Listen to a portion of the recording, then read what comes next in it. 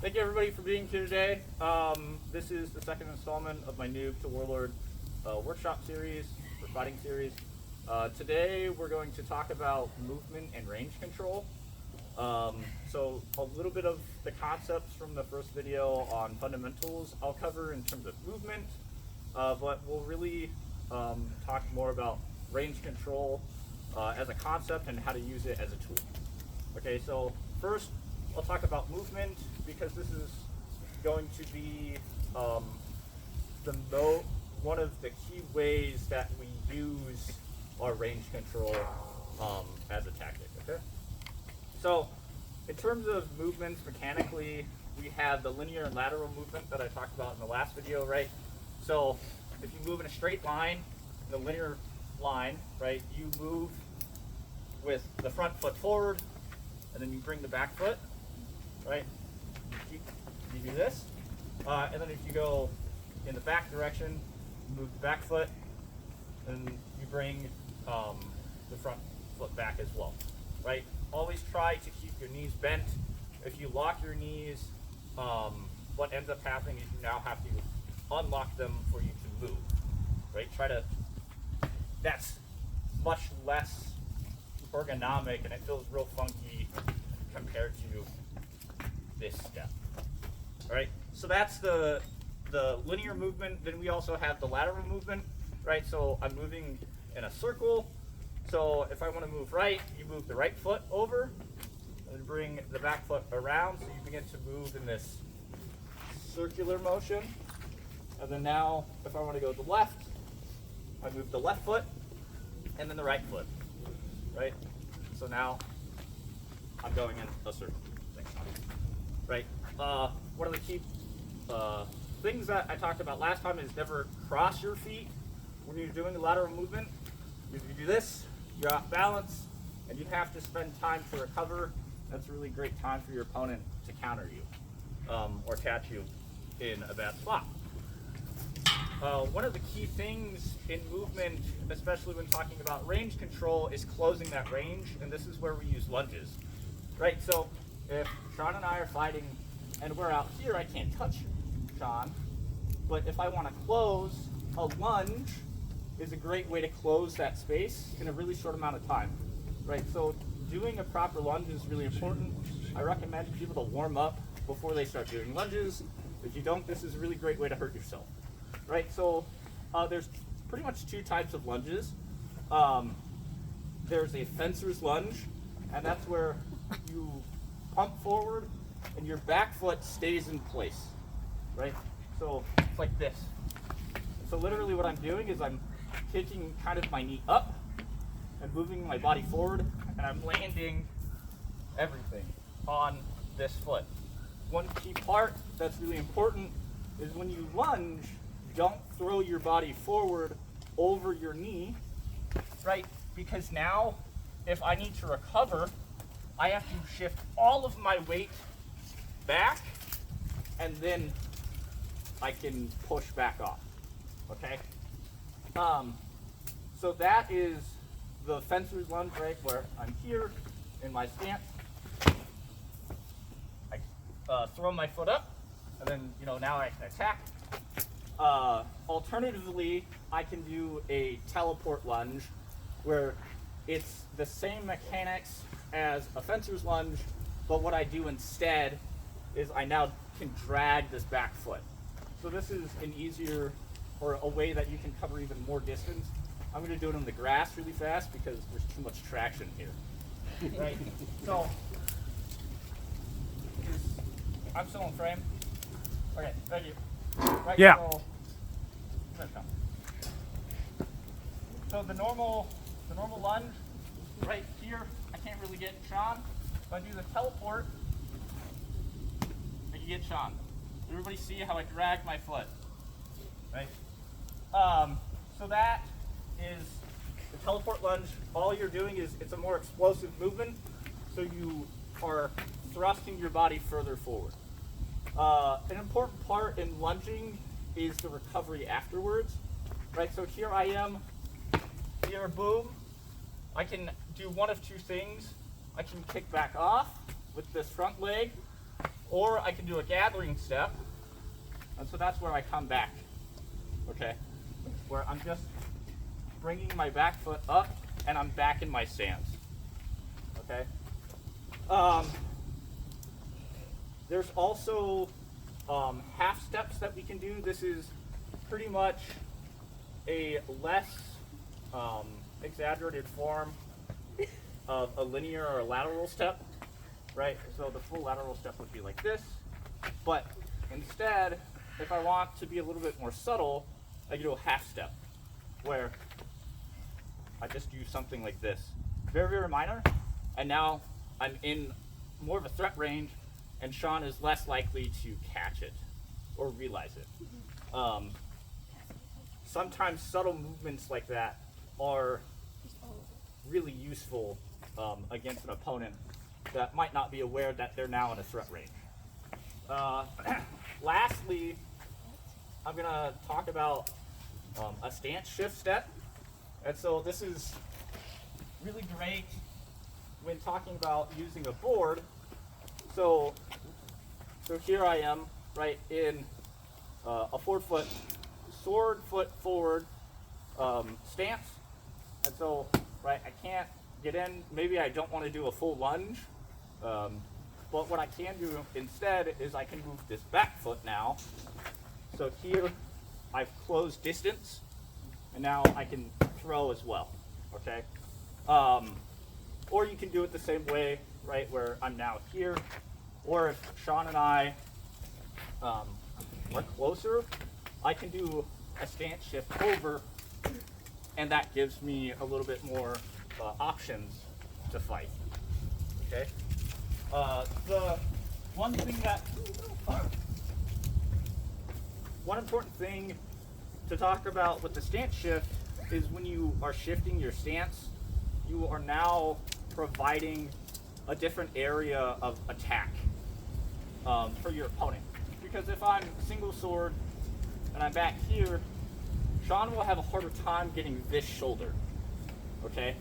But if I now step forward and I cross like this, my left shoulder is now more vulnerable to Sean to attack me, and my right shoulder is further back. So that's just something to keep in mind in terms of those mechanical movements. So now I'm going to talk about range and range control. So what is range as a concept? Right, so range is the concept of breaking down the space between you and your opponent.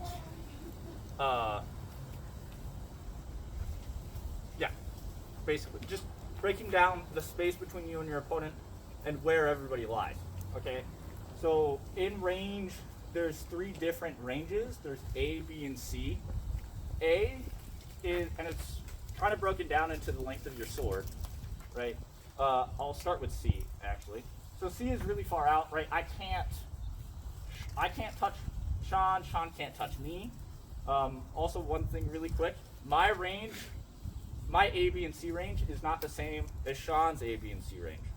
So always keep that in mind.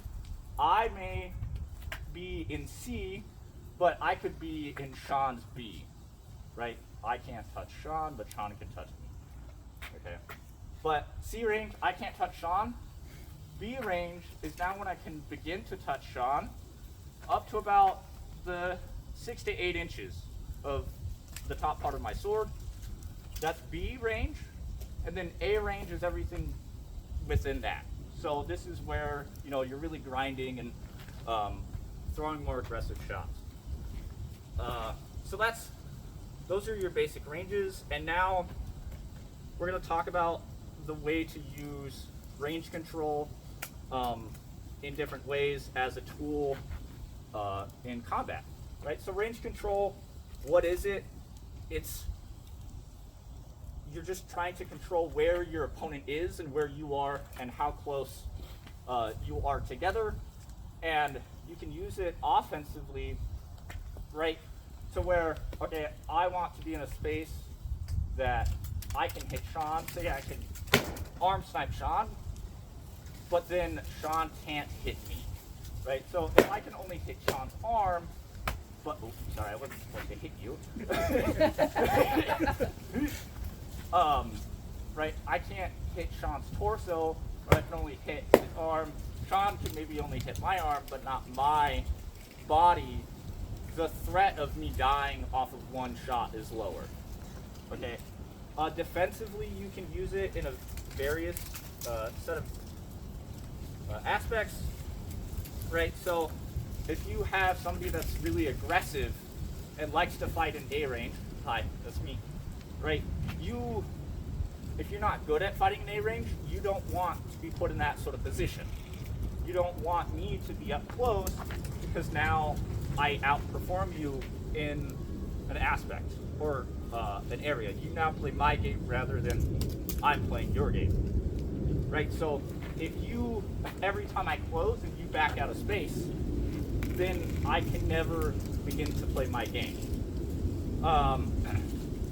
You can also use it offensively in that case of if I am a good A-range fighter and somebody I know that I'm fighting isn't a good A-range fighter, that's where I want to be, because then it's now my game.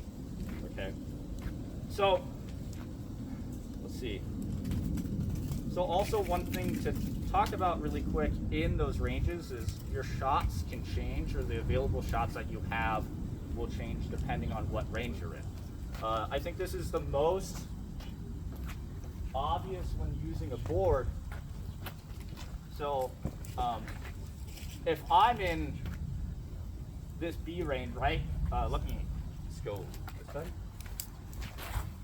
So if I'm here in this B range, right, I can kind of begin to hit Sean. I can get this money shot real easy, pretty well. But once I get to a certain A range, I can't get that money shot because I have to go across these boards, right? So now this shot is shut off to me. Does that make sense? Okay. But instead, now, rotate. I can't get this hit super well. I kind of can if I reach in. But when I'm here, it's not even hard. I don't even have to extend very far to hit Sean's lower hip.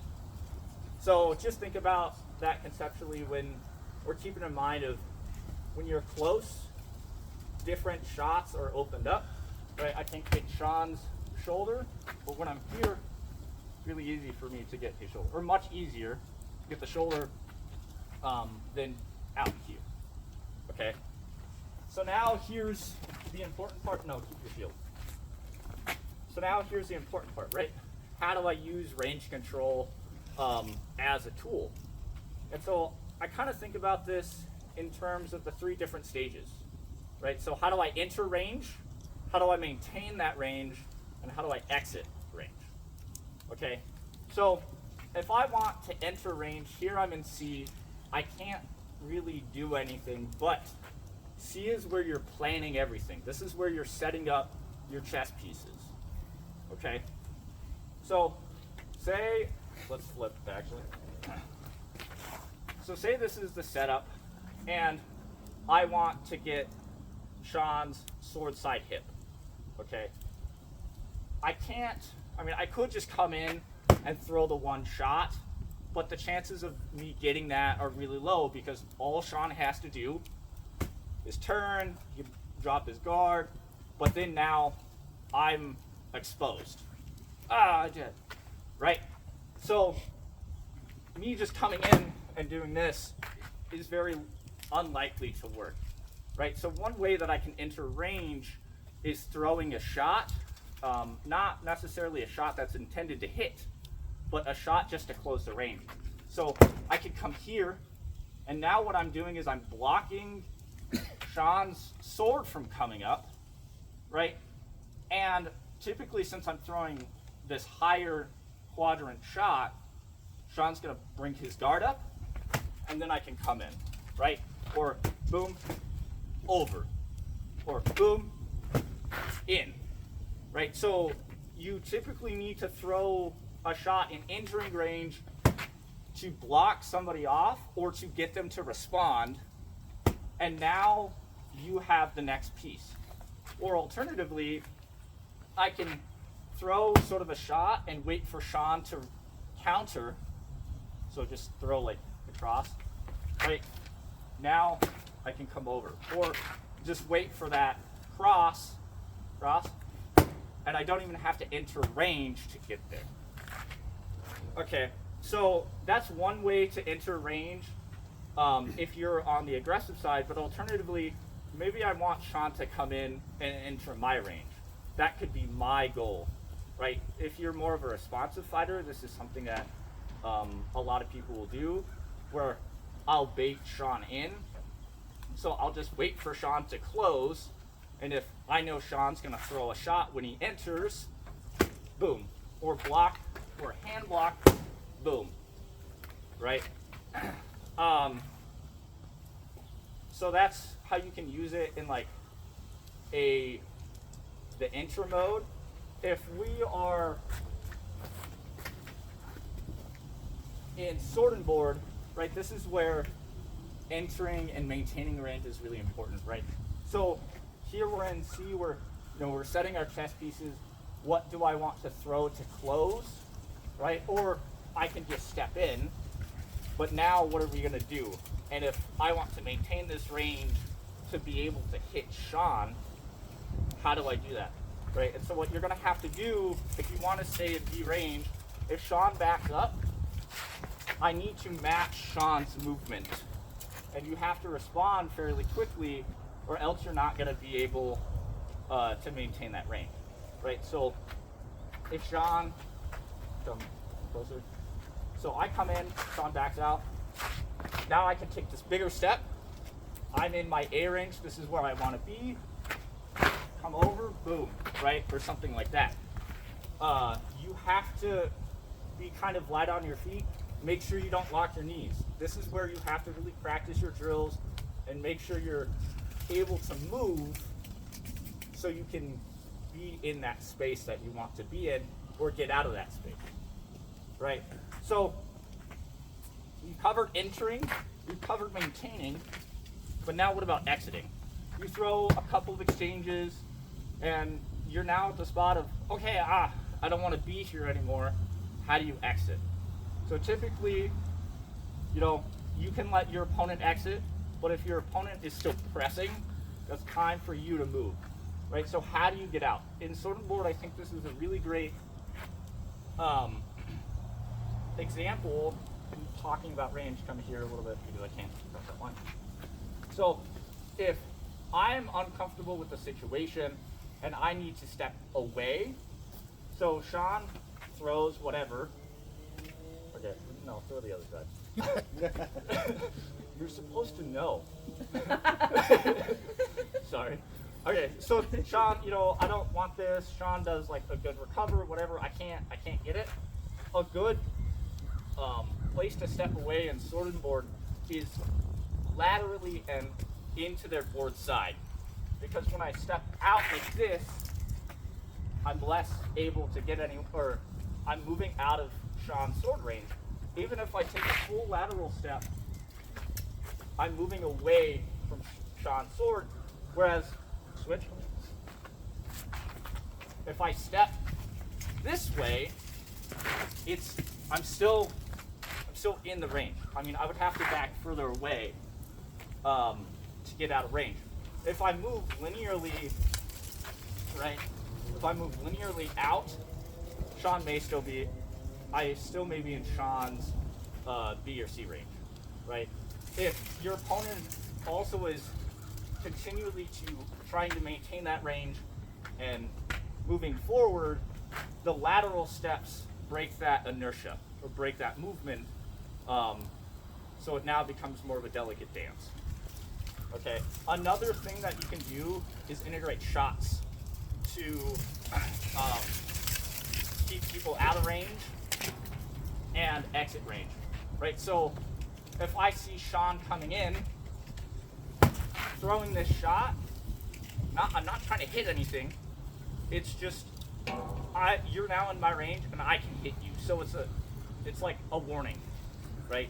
Or I can step out with this one chop, so your opponent is more focused on trying to defend that block, or defend that shot and block it, rather than keeping their mind on the offense. Does that make sense? Right. So, in terms of using range control, I recommend people drilling this.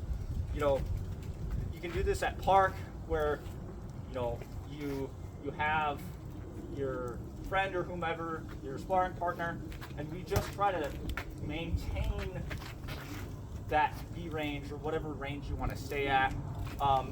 Practice entering the range. That's really important.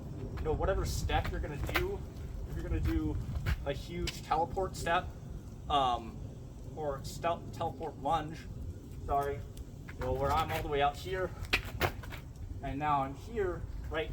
You need to be able to practice that, and then maintaining the gathering step, and maintaining the range, right? As well as exiting. So it's something you're just gonna have to learn, drill it out sometimes, or I guess make sure you always try to work and integrate your shots in, because that's how you'll be able to safely enter range. Because if I just step in and I don't throw anything, I now, can get hit. Whereas if I throw this block or this chop shot, I'm blocking off, Sean's ability to respond to me. So yeah, that's kind of my class on movement and range control. So thank you for your time and attention, and I'm excited for the next portion in this series. Thanks. Awesome. Thank you. Thank you.